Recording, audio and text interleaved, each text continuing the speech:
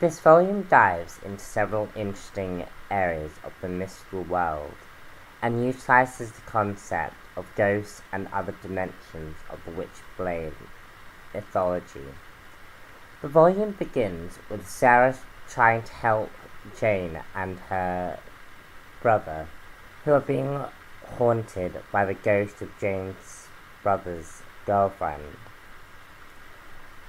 It's revealed that the girlfriend is stuck in the Ashenlands and is being chased by an operative working for a medical research company. Sara fails to save the woman, who is ultimately killed by the operative. Sara then later deals with a mysterious person who has gone missing. She then fights several orcs whilst trying to save a messenger named Jerry. Sara follows the orcs through a portal, arriving into a steampunk fantasy dimension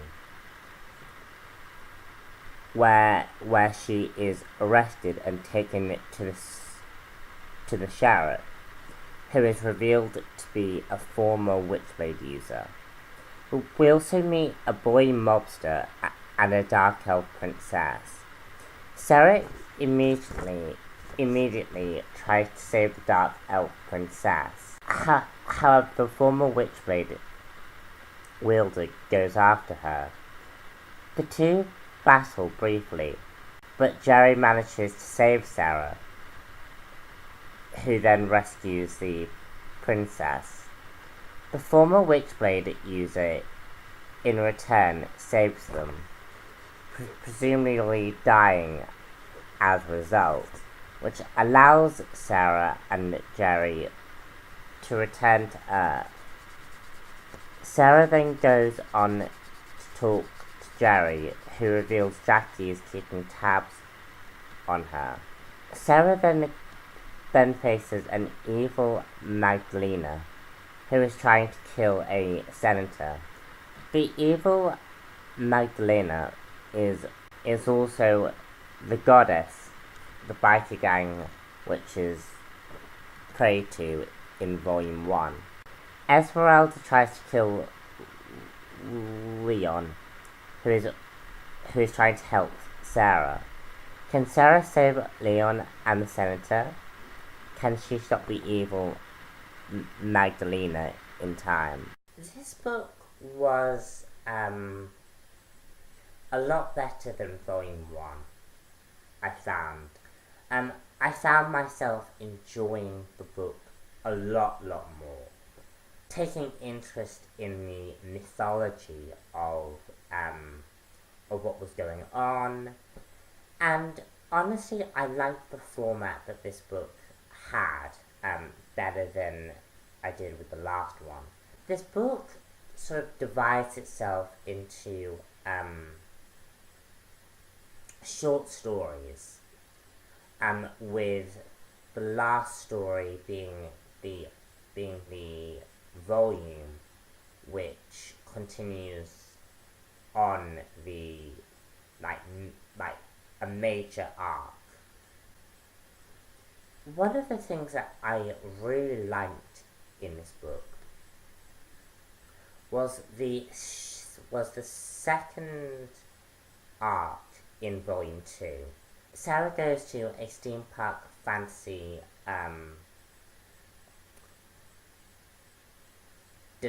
dimension. I freaking love that idea, and the little excerpts that they do, where it tells you about the major details of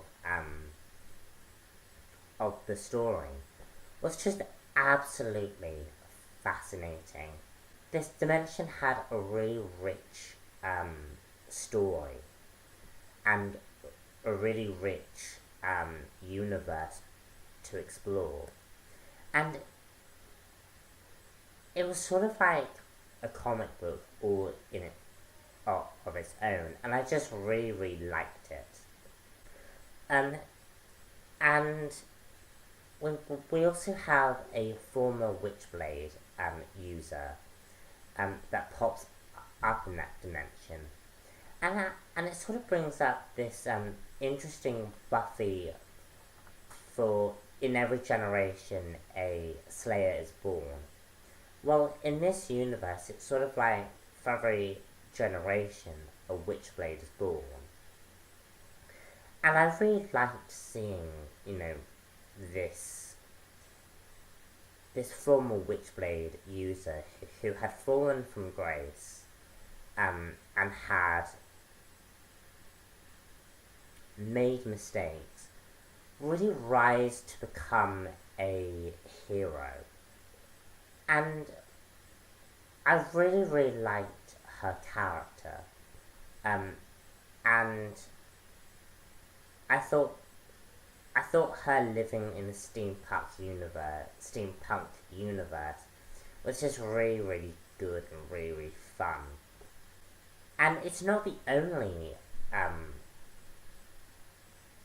it's not the only dimension that appeared in this book.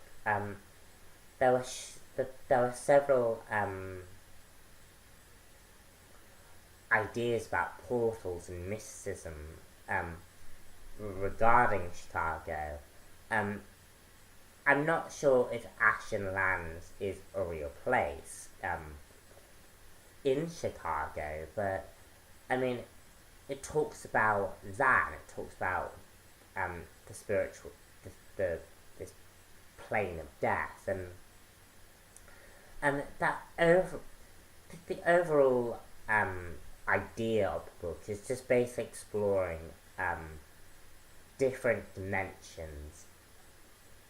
The book that I didn't really care very much about was this evil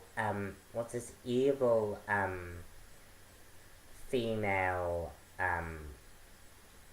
Antichrist character.